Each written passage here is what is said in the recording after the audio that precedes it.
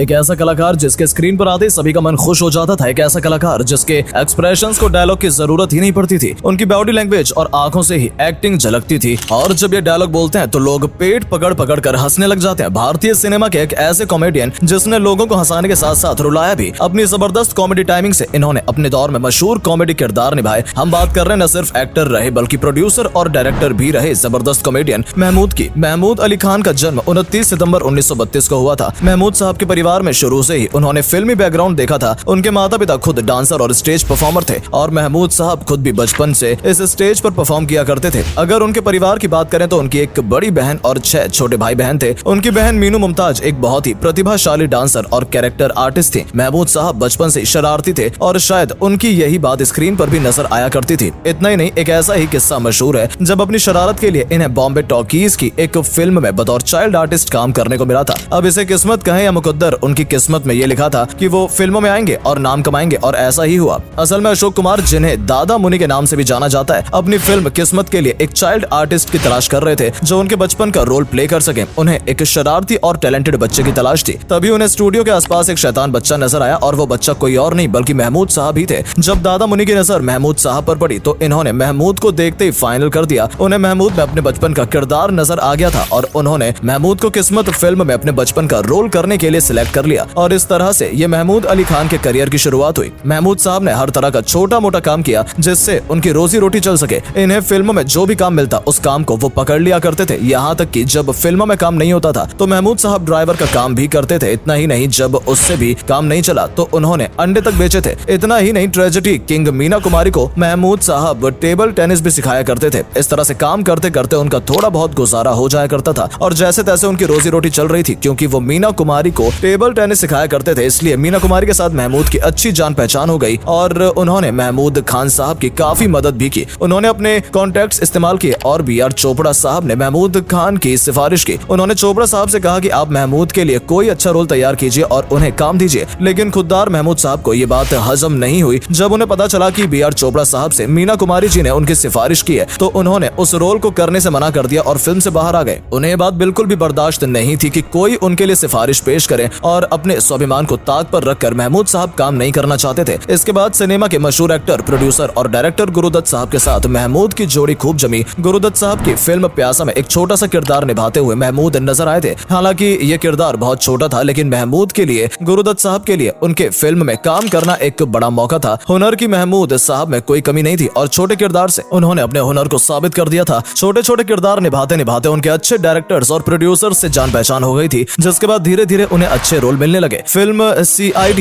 दो बाग जमीन या प्यासा, सभी में इन्होंने अच्छे किरदार निभाए और अपनी एक्टिंग से लोगों को अपनी ओर आकर्षित किया। लेकिन बतौर एक्टर और डायरेक्टर इन्हें सबसे बड़ा ब्रेक मिला फिल्म भूत बंगला से, जिसमें महमूद साहब के अपोजिट तनुजा को सिलेक्ट किया गया था। इस फिल्म का संगीत RD बर्मन द्वारा दिया गया था। इसके बाद महमूद साहब ने कॉमेडी का ऐसा रंग जमाया कि लोग इन्हें इसी किरदार में ज्यादा पसंद करने लगे। स्क्रीन पर आने के बाद उनकी कॉमेडी देखते ही बनती थी। लोग उनकी कॉमेडी को देखकर हंस हंस कर पागल हो जाया करते थे। एक दौर ऐसा भी आया जब हर फिल्म में कॉमेडी रोल में महमूद का ही होना जरूरी हो गया था। अगर किसी भी फिल्म में कोई कॉमिक रोल होता है तो वो सबसे पहले महमूद साहब के पास ही जाया करता था। लेजेंडरी कॉमेडियन जॉनी वॉकर साहब के बाद महमूद एक ऐसे कॉमेडी कलाकार बनकर उभरे कि हमेशा के लिए भारतीय सिनेमा में प्रसिद्ध हो गए। एक समय के बाद महमूद साहब सिर्फ कॉमेडी रोल ही करते नजर आ रहे थे और लोग उन्हें पसंद भी कर रहे थे। फिल्मों में उनकी कॉमेडी डालने के लिए अलग से रोल तैयार किए जाने लगे और महमूद साहब को अप्रोच किया जाने लगा। महमूद साहब ने लोगों को बहुत हंसाया। अपनी नेचुरल कॉमेडी से वो सभी का दिल जीत लिया करते थे। लेकिन एक फिल्म महमूद साहब ने ऐसी भी बनाई जिसे देखकर सभी रो पड़े। इस फिल्म का नाम था कुंवारा बाप। इस फिल्म की कहानी कुछ इस तरह की थी कि एक रिक्शा चलाने वाला लड़का एक पोलियो पीड़ित बच्चे को गोद ले लेता है और उसे पालता है। इस फिल्म में महमूद साहब ने अपनी एक्टिंग से सभी देखने वालों को रुला दिया। महमूद साहब उन कलाकारों में से एक रहे थे जिन्हें बहुत ही जबरदस्त गाने भी करने को मिले और उनके गाने सुपर डुपर हिट हुआ करते थे। उनके गानों में प्लेबैक मन्ना डे और मोहम्मद रफी ने दिया था, जो कि अपने आप में एक बहुत बड़ी बात है। महमूद साहब ने अपने जमाने के सभी सुपरस्टारों के साथ काम किया, फिर चाहे वो गुरुदत्त हो या फिर राज कपूर। उनकी जोड़ी सभी के साथ जमती थी और उनकी कॉमिक टाइमिंग की वजह से वो स्क्रीन पर आग लगा दिया करते थे। ये बात भी सुनने में अजीब ही लगती है कि मशहूर संगीतकार RD बर्मन को पहला ब्रेक देने वाले भी महमूद साहब भी थे।